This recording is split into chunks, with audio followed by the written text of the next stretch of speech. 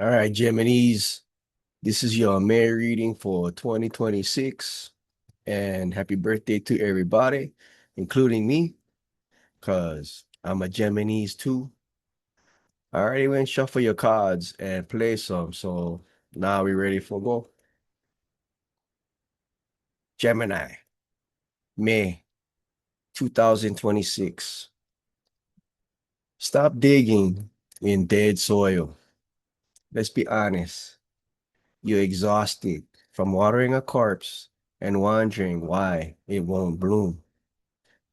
Your cards just served you a reality check with all the subtlety of a brick through a window. You've been working hard, sure, grinding, hustling, staying positive. But here's the thing, effort without results isn't perseverance. It's just expensive denial with the motivational quote slapped on top. Now, the Seven of Pentacles reversed doesn't lie. You're standing in a garden of your own making, staring at a barren ground, wondering where the harvest went. Spoiler alert, you planted in dead soil. And somewhere deep down, past the survival mode, mantras, and the just keep pushing nonsense, you already know it. The deception and how come you pow.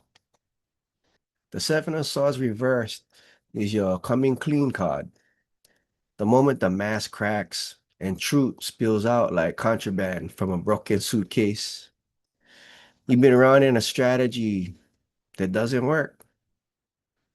Maybe you lied to yourself about a relationship's potential. Maybe you convinced yourself that job would eventually appreciate you. Maybe you've been playing small while calling it strategic. Whatever it was, that game is over. The jig is up. And honestly, thank God, because the King of Pentacles reversed has you stuck in the most boring hell imaginable.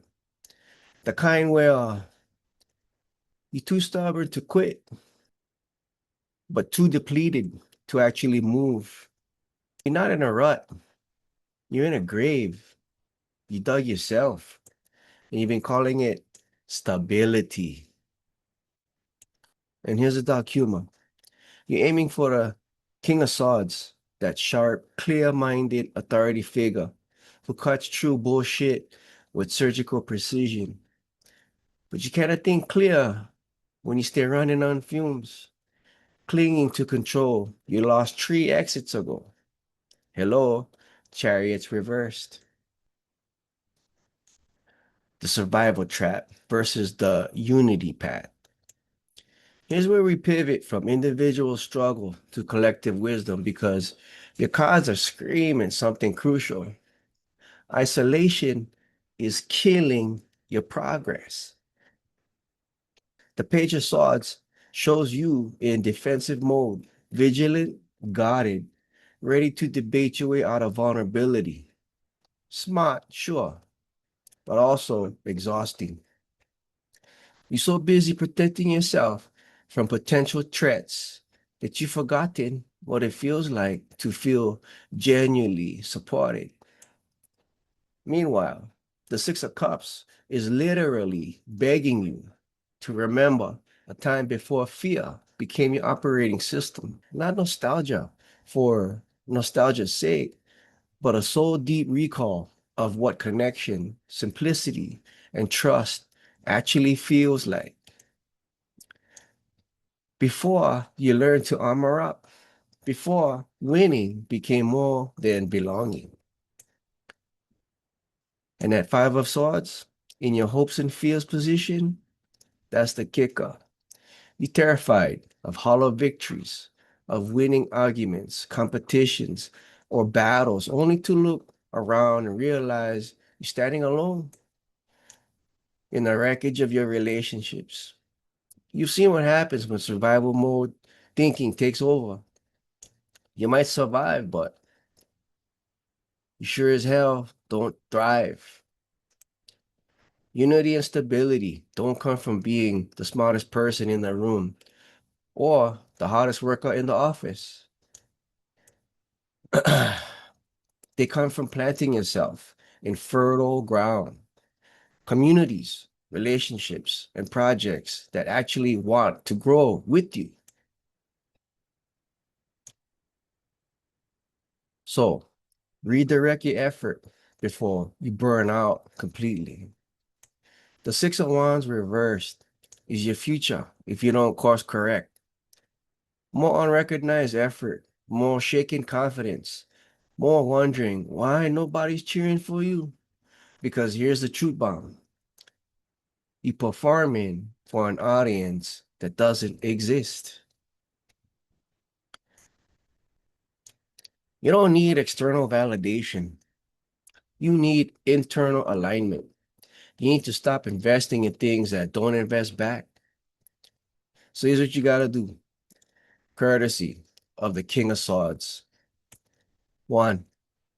Get brutally honest. What are you doing out of fear versus genuine desire? Write them down. And no sugarcoat the poi, bro. Number 2. Excuse me. Stop forcing dead things to live. That project, that relationship, that career path, if it's not responding to your effort, it's not almost there. It's power. 3. Reconnect before you redirect. Call your old friend. Revisit the hobby you loved before productivity became a religion. Let the Six of Cups remind you what nourishment actually feels like. 4. Release the need to win. Seriously, the Five of Swords says some battles aren't worth the cost. Choose connection over being right. Now, we got the effort audit, a tiny exercise in radical honesty. So, grab a piece of paper, write down 3 things you're currently investing time, energy, or emotion into. Now ask yourself, is this giving back or am I just afraid to let go? For each one, that's a taker, not a giver, right? Write a 1 sentence goodbye, burn it, rip it up, delete the note, whatever feels ceremonial.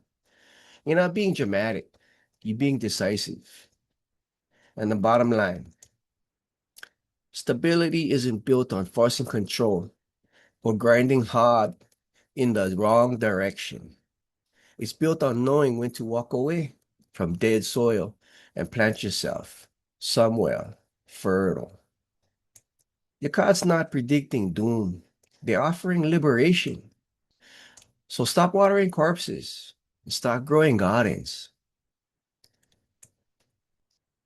Overall, this reading suggests a pivotal moment requiring honest self-assessment, strategic redirection, and the release of both past deceptions and future anxieties to avoid spinning wheels without meaningful progress.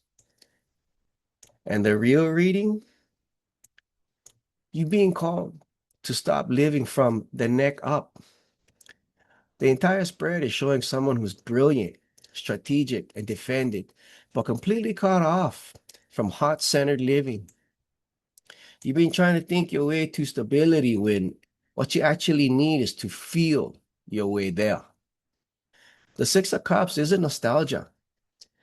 It's your heart chakra, not shaka, saying, remember when you loved freely? Before you learned fear? Before you needed 5 backup plans and emotional insurance? The King of Swords isn't the goal. It's the trap. You think clarity and logic will save you, but they're just keeping you locked in your head while your heart muckies. So that's it, Geminis. That's your reading for May 2026. And if you guys like check out some more cool shit, take a look at the description below. Mahalo and aloha, and we'll catch you guys on the flip.